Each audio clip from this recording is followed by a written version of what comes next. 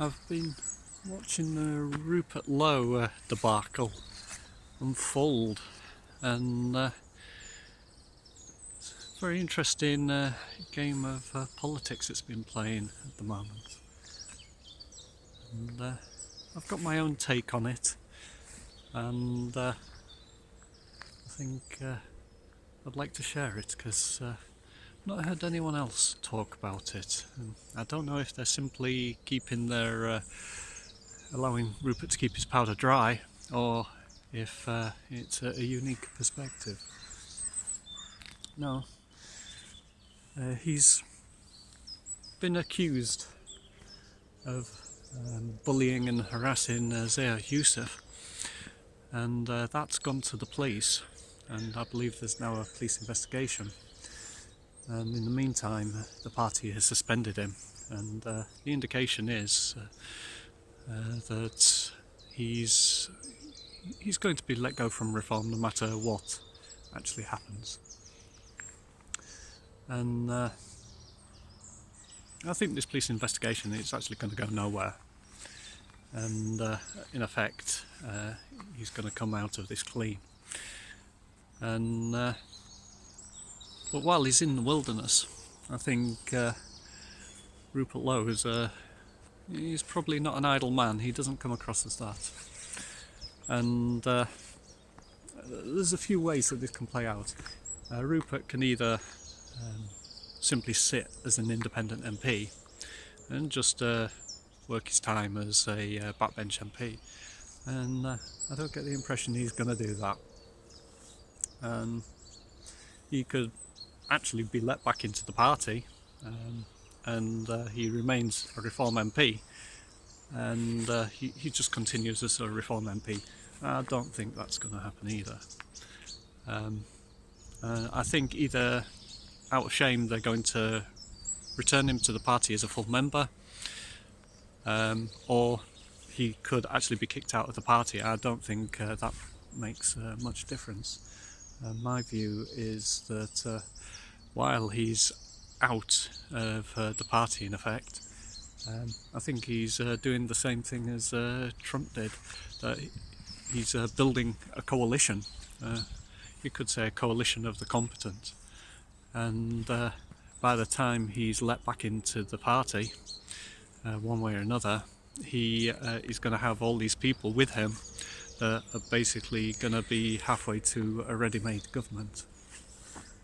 And I think the action is the method by which he's going to do it is going to be quite straightforward. There's a rumour that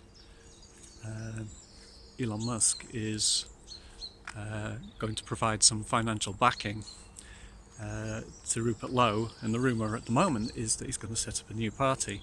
And I don't think he's going to do that. He's either going to use that money to supercharge an existing party, and that will prevent the Electoral Commission getting involved, and they could hold him up for some time. Whereas if he simply arrives at another party that's already existing, then there's not much they can do.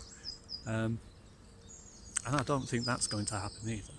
What I think is actually going to happen is that with Elon's money, he's either just going to straight up walk to the party and say, I'm coming with X amount of money, I want a director's chair, because don't forget, the Reform Party is a company, not a regular political party. And so he can straight up just say, I want a seat at the table and I've got all this money to bring. I don't think they'll be very enthusiastic about that. So I think the method that he's actually going to use is that when this police investigation goes nowhere, he's going to demand an apology from Zia Youssef and the party, and he's going to force Zia Youssef out. I don't think he's going to force Nigel Farage out. He's an MP. But I think he's going to force Zia Youssef out, and either from the forced apology, that will be enough to make him step down, and if that's not enough to step down, he's then going to level up that apology into a special AGM, or even just at the next AGM, a vote of no confidence in the chairman. He's not a fit and proper person to be a director, and then he'll either have to quash that vote in one way or another, or he will have to face the membership, and that way he will force Zia Youssef out. And I think in the end he will cause himself to become chairman, and then that brings in effect the directors under his control. He comes in with a team, a coalition of people, and he will basically create a different power base within Reform that's under his control, and that will sideline the existing MPs. They either have to knuckle down under his leadership or they have to leave.